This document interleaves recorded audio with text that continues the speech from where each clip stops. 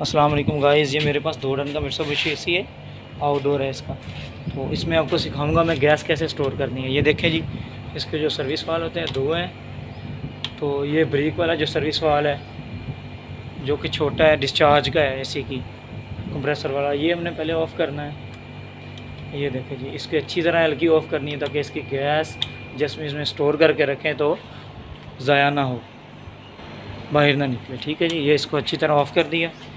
अब इसको चलने दें थोड़ी देर। ठीक है जी,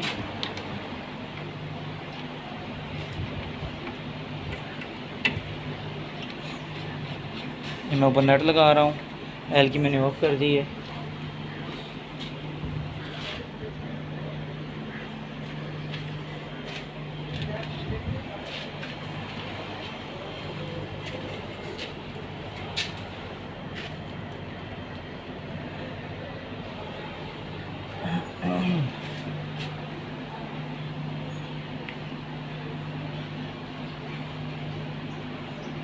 मैं इसकी चेक कर रहा हूँ गैस प्रेशर अभी इसमें है या नहीं है।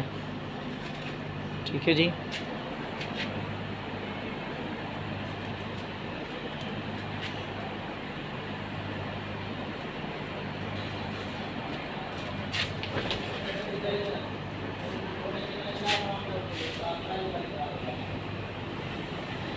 ये देखो अब इसकी गैस कंप्रेसर में स्टोर हो गई है।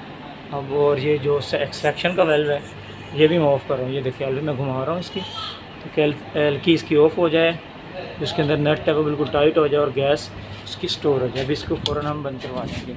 ठीक है जी।